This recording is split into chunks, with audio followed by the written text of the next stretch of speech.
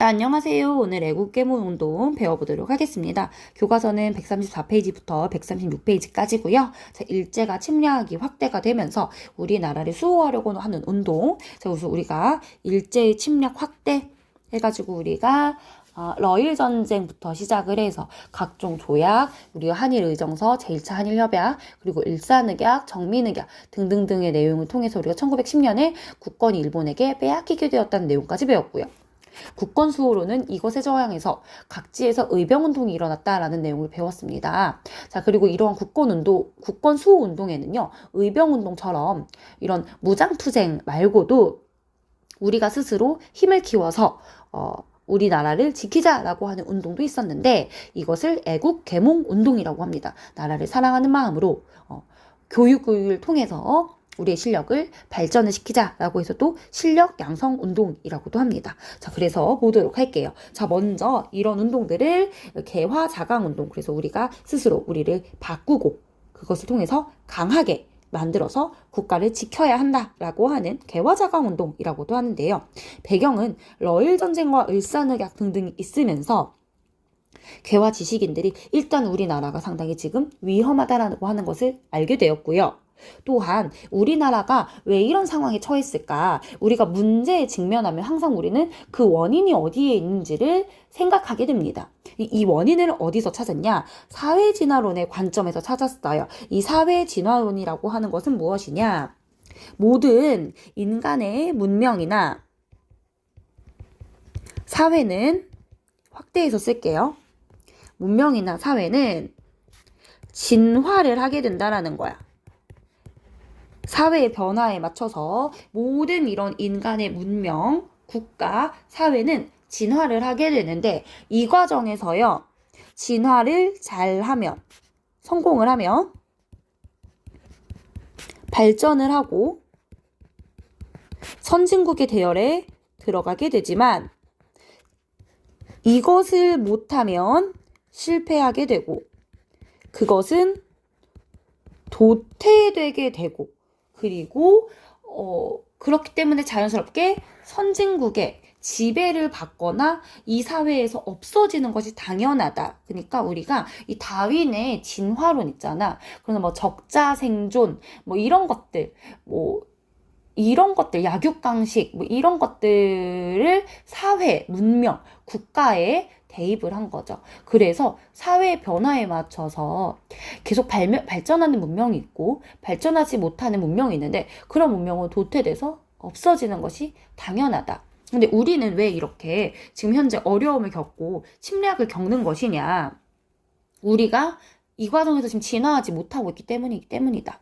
그럼 어떻게 돼? 우리 도태될 것인데 도태되지 않으려면 어떻게 해야 돼? 우리도 진화를 해야 한다. 라고 해서 이 진화의 방법으로 무엇을 얘기를 하냐?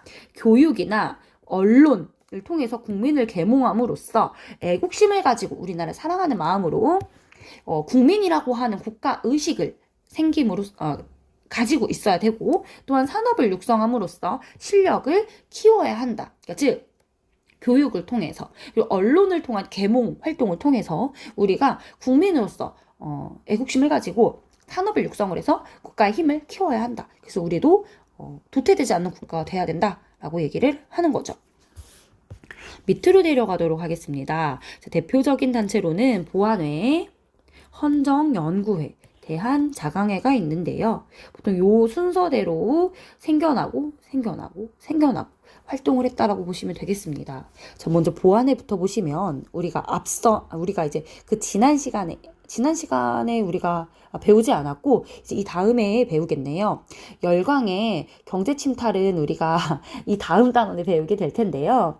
이때 일본이 뭐 이런저런 구실을 내세워서 뭐 철도 부지가 필요하다, 아니 뭐가 필요하다라는 식으로 구실을 내세워서 토지를 약탈하려고 했고요. 또한 우리나라에 황무지가 너무 많다. 그래서 그것을 개간을 해서 우리가 좀 사용을 하겠다라는 식으로 일본이 우리나라의 황무지를 개간할 수 있는 개간권을 달라라고 얘기를 했는데 이렇게 되면 결국 그 개간한 땅은 일본이 사용하게 되는 거고 이것은 더 크게 얘기를 하자면 일본이 우리나라의 토지를 빼앗아가는 모습이 됩니다. 그래서 이러한 요구를 철회를 시킨 단체가 바로 보안회입니다. 보안회는요, 보국 안민의 줄임말로 국가를 지키고 백성을 편안하게 할 것을 목적으로 한 단체라고 할 수 있겠죠. 그래서 이런 식으로 우리나라 이권을 지켜냈고요. 또한 독립협회가 사실 입헌군주제를 그리고 국민의 계몽을 위해서 노력을 했던 국가인데요.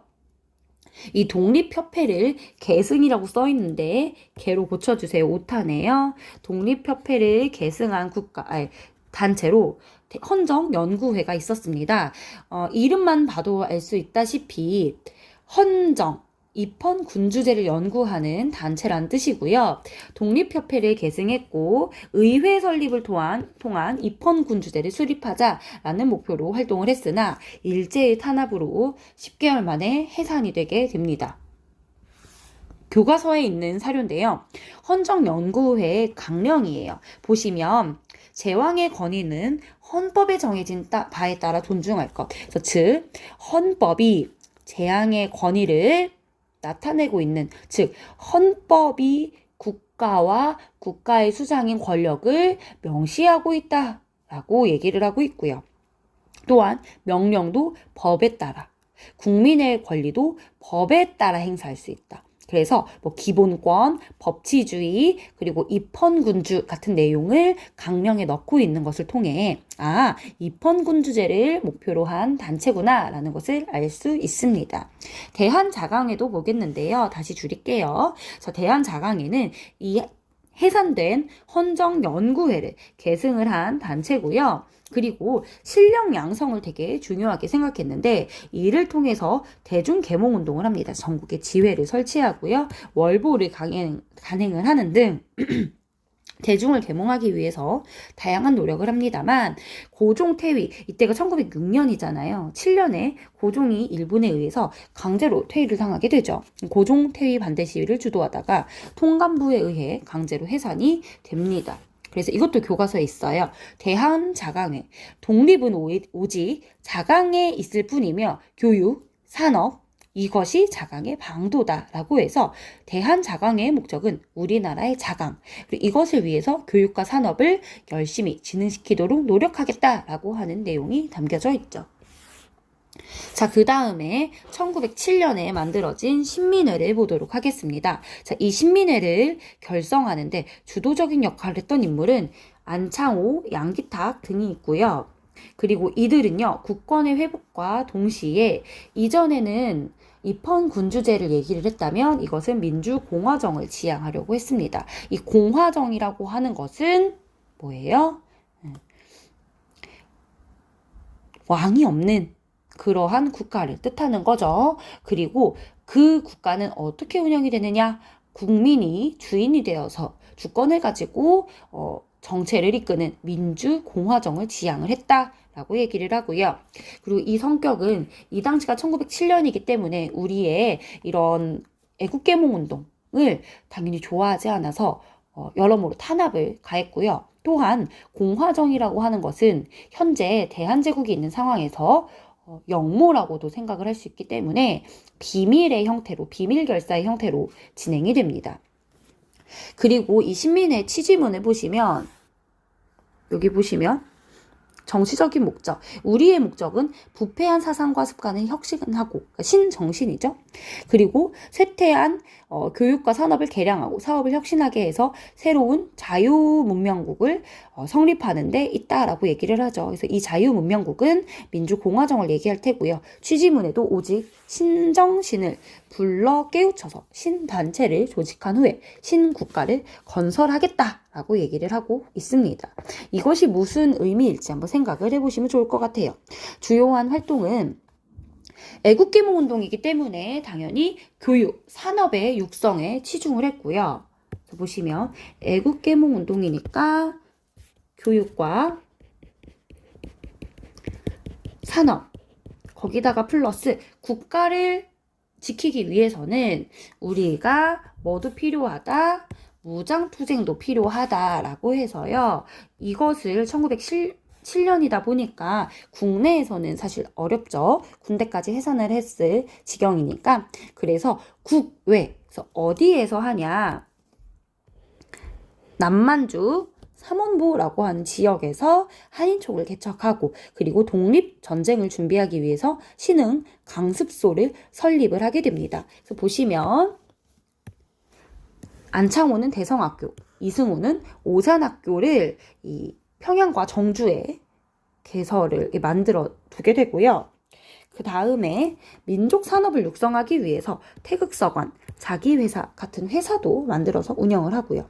또한 국외 독립운동 기지를 건설하기 위해서 서간도인 남만주에 삼원보라고 하는 한인촌을 개척을 해서 신흥 강습소를 만들어서 독립전쟁을 준비하게 됩니다. 그래서 사실상 이 애국계몽운동 같은 경우는 실력의 양성을 중요하게 생각하기 때문에 아직 실력이 없는 상황에서 무장투쟁을 하는 의병운동에 비판적인 시각을 가진 사람들이 좀 있었는데요. 이 신민회는 이 둘을 모두 다 해야 한다라고 주장하고 실제로 실천했기 때문에 애국계몽운동의 한계를 극복하고 이 두 가지 측면에서 모두 국권을 수호하기 위한 노력을 했다는 것에서 그 의의를 가질 수 있습니다. 자, 그런데 이 단체는요, 1911년 일제가 날조한 배고인 사건으로 해체가 되는데요. 이 배고인 사건은 일제가 안중근 의사의 사촌 동생인 안명근이 총독을 암살하려고 했다라고 조작을 해서 105명의 애국지사를 투옥한 사건인데요. 이 과정에서 신민회 활동이 알려지게 되면서 신민회 지도부가 대거 검거가 되고 신민회가 해체되게 됩니다. 자, 그래서 보시면 이 내용은요, 교과서에도 좀 일부 있기는 한데요. 이 단체는 어디예요? 신민회죠. 그래서 보시면 공화정체의 독립국으로 함의 목적이 있다. 신민회는 민주공화정을 세우려고 했다라는 점 기억하시면 되겠고, 또한 남만주로 집단 이주, 그래서 우리가 삼원보에 한인촌을 개척하고 학교도 만들고 독립전쟁도 일으키려고 했다. 그다음 무관학교, 이게 신흥 강습소고 나중에 신흥 무관학교로 이름이 바뀌게 되는데 이런 활동들 기억해 두시면 되겠습니다. 밑으로 내려가서요. 그리고 또한 교육과 언론 활동 중요하게 생각했다고 했죠. 그래서 새로운 교육을 위해서 다양한 학회 활동도 해서요. 학교도 만들고 교과서도 만들고 월보도 만드는 등 계몽과 교육을 위해서 다양한 노력을 했고요. 또한 대중들에게 애국심과 근대의식을 알리기 위해서 언론 활동도 다양하게 이루어졌는데 황성신문, 대한매일신보 등등의 이런 신문이 간행이 됐고, 특히 황성신문은 기억하시죠? 시일야 방성대국 같은 을사늑약을 반대하는 장지연의 사설을 실기도 했고요. 대한매일신보 같은 경우는 의병운동을 긍정적으로 보도함과 동시에 국채보상운동에 대한 기사를 많이 실어서 이것을 홍보하는 역할도 했고요. 또한 국외 교민들도 다양한 신문들을 통해서 국내와 교류를 하면서 일본의 침략상을 해외에 알리려고 노력을 했고, 또한 이런 다양한 노력들을 했지만 일본이 뭐 학교, 사립학교령, 학회령, 신문지법 등등을 통해서 언론활동, 학교, 그리고 학회 등을 탄압을 하면서 이 활동이 사실상 점점 어려워지게 됐다. 애국계몽운동의 한계점은 이 사회진화론인데요. 이 사회진화론은 약육강식, 적자생존이라고 하는 논리를 가지고 있는데, 즉 이것은 다 누구에 유리한 거야? 강대국에게 유리하고, 강대국이 약소국을 지배하는 것을 정당화하는 논리예요.